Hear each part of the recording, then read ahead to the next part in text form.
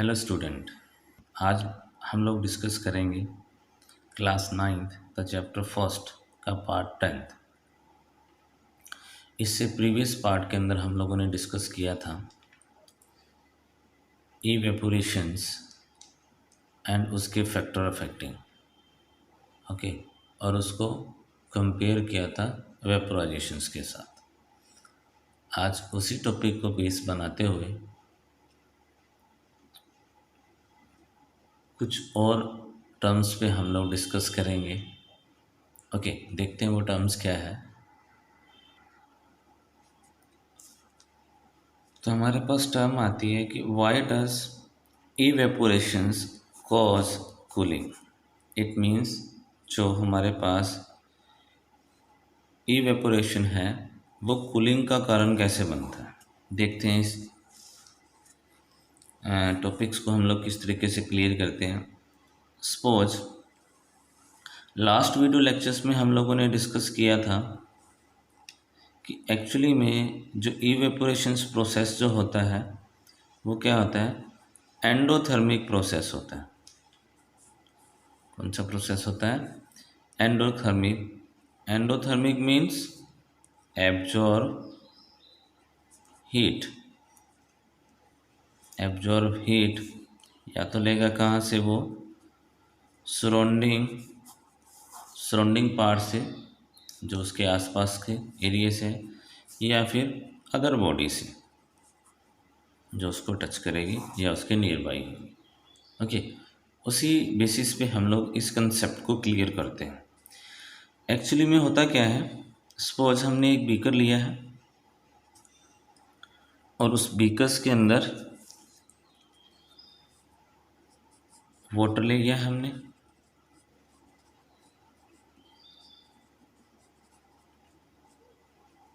Okay, water को जैसे हमने हीट किया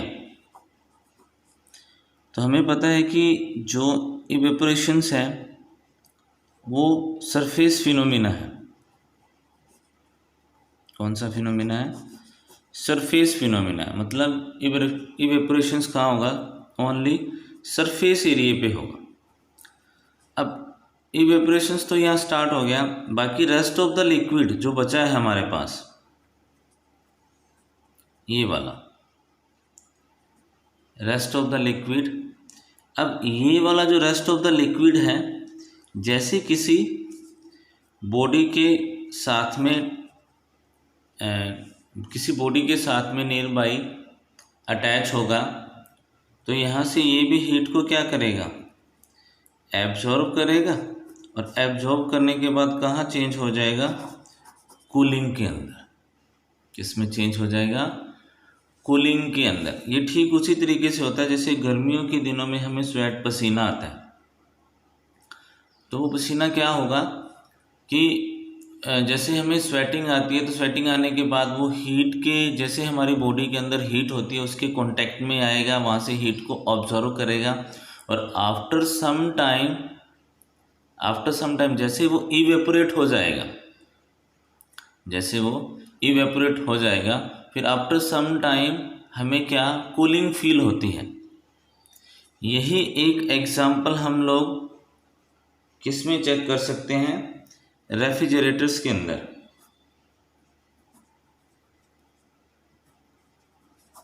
जो फ्रिज होता है, फ्रिज में भी यही है। फ्रिज के अंदर एक कूलिंग चैम्बर बना होता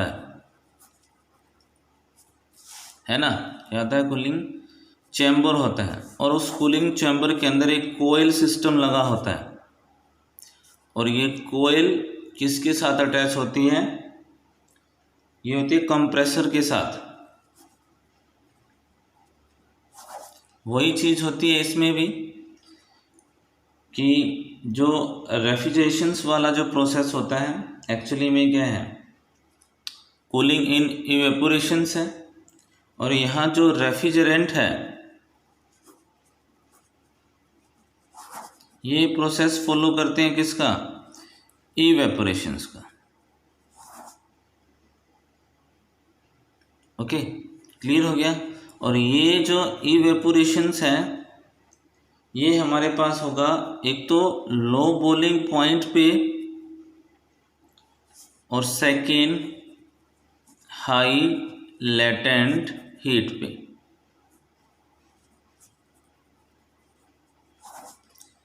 ओके, इट मीन्स जो रेफ्रिजरेटर है वो हमें अगर कूलिंग प्रोवाइड कर रहा है तो उसमें एक तो क्या होगा, लो बॉइलिंग पॉइंट होगा, और सेकंड उसमें हाई लेटेंट हीट होगी। तो इस प्रोसेस को मैं थोड़ा सा और समराइज कर देता हूँ। एक्चुअली में होता क्या है कि जो इवेपोरेशंस है वो एक सरफेस फिनोमिना है। तो जैसे ही सरफेस पे हम हीट देंगे वो इवेपोरेट हो जाएगा, और जो रेस्ट ऑफ द वाटर बचेगा वो हीट के कांटेक्ट में आने के बाद क्या हो जाएगा, कूल हो जाएगा। और यही हमारे पास है, why does the evaporations cause the cooling. यही रेफ्रिजरेटर के अंदर होता है, यही गर्मी के दिनों में जब हमें पसीना आता है उसी के बेसिस पे ये सिस्टम होता है।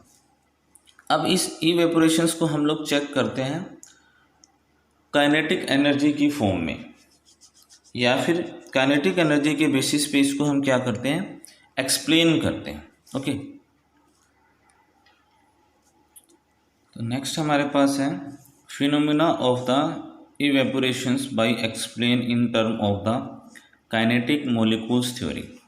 Kinetic molecules theory it means वही काइनेटिक एनर्जीज में है। चलिए इसको भी हम लोग एक्सप्लेन करते हैं ठीक उसी तरीके से जैसे हमने कूलिंग वाला सिस्टम देखा था। एक बीकर्स के अंदर क्या लेते हैं हम, वाटर लेते हैं।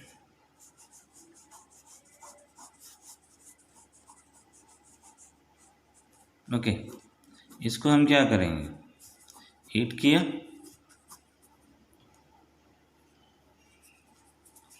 ओके। अब हीट करने के बाद क्या होगा, यहाँ जो वाटर के मॉलिक्यूल्स हैं, वाटर के मॉलिक्यूल्स क्या हैं, वो कोलिजन्स करेंगे। कोलिजन्स का मतलब आपस में भिड़ेंगे। ओके, कोलिजन्स का मतलब आपस में भिड़ेंगे, कभी वो वॉल के साथ भिड़ेंगे, कभी आपस में भिड़ेंगे। यहाँ जो सरफेस पे मॉलिक्यूल्स हैं, टकराने के बाद, आपस में टकराने के बाद यहाँ जो सरफेस पे मॉलिक्यूल्स हैं वो तो क्या करेंगे, एनर्जी लेके क्या हो जाएंगे, इवेपोरेट हो जाएंगे। क्या हो जाएंगे, इवेपोरेट। अब कौन से मॉलिक्यूल इवेपोरेट होंगे और कौन से मॉलिक्यूल इवेपोरेट नहीं होंगे, वो डिपेंड करेंगे किस पे, काइनेटिक एनर्जी पे। किस पे डिपेंड करेंगे, काइनेटिक एनर्जी पे। जिन मॉलिक्यूल्स के पास हाई काइनेटिक एनर्जी होगी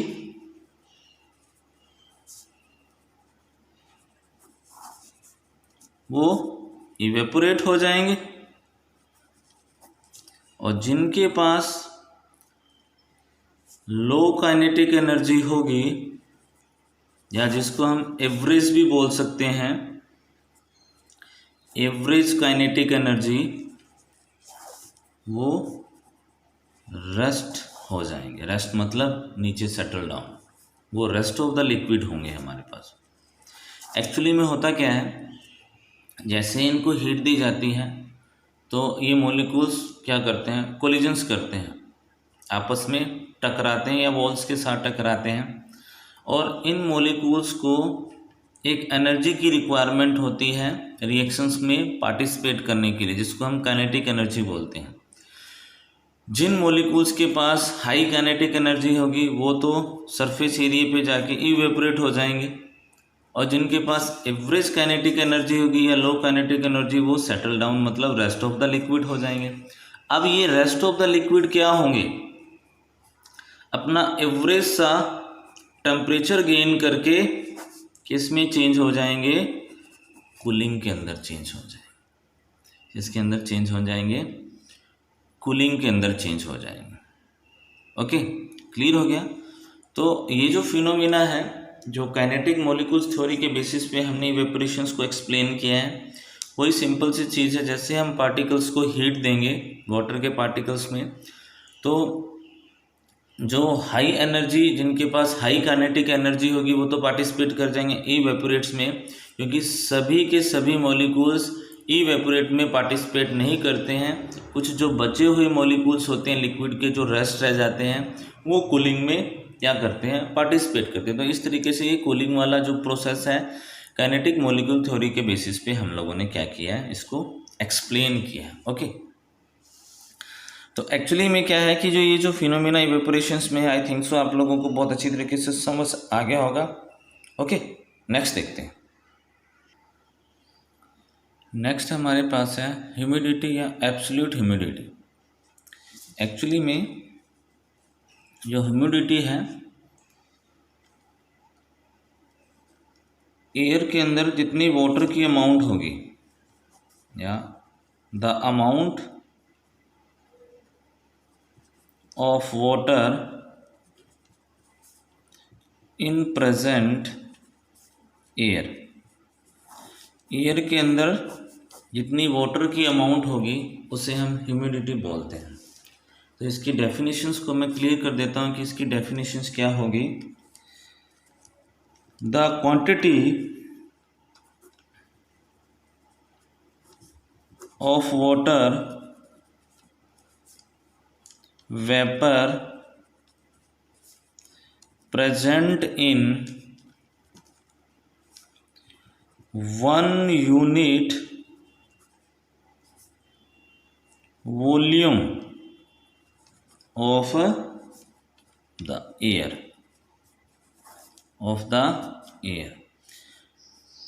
तो इसकी यूनिट, अगर वॉल्यूम आ गया तो इसकी यूनिट भी होगी। तो इसकी यूनिट क्या होगी, ग्राम मीटर क्यूब। ओके, तो ग्राम पर क्यूबिक मीटर इसकी क्या हो जाएगी, यूनिट हो जाएगी। और एक्चुअली में ह्यूमिडिटी होता है क्या कि सपोज हमने एक क्यूब लिया है, क्यूब बेस हो गया, ये इसकी विड्थ होगी, ये इसकी हाइट के करीब सिस्टम हो गया।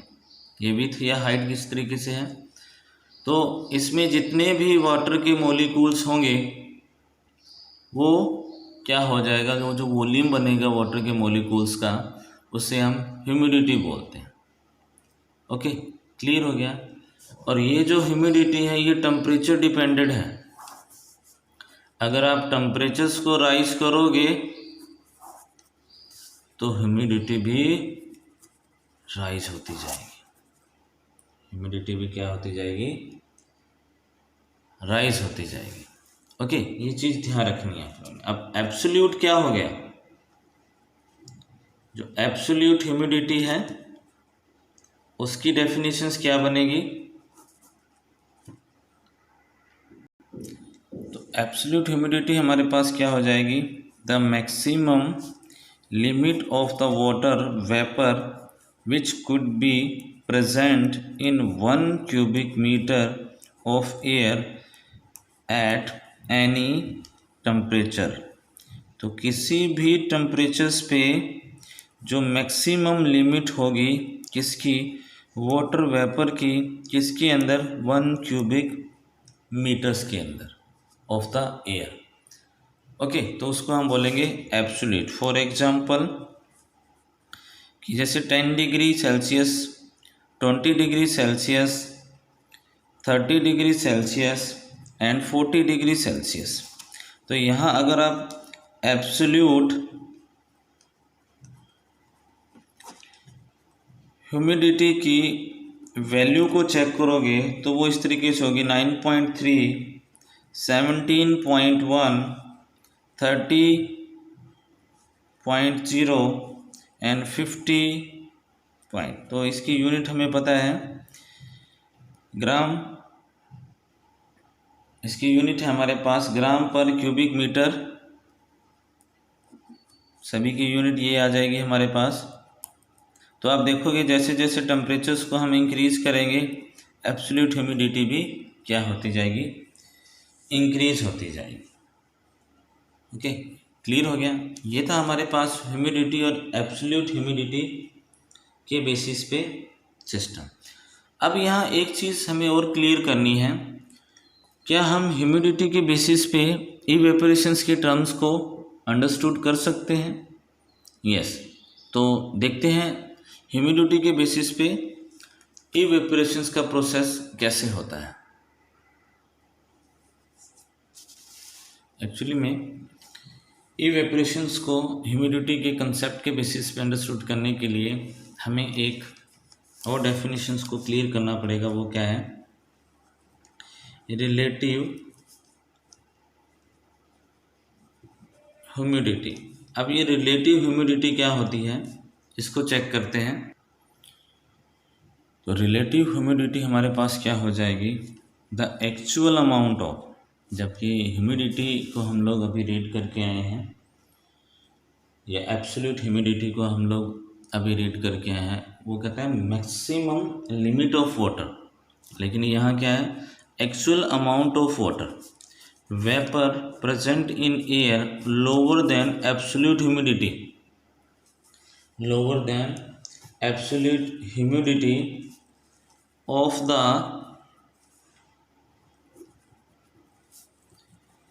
Air at the same temperature.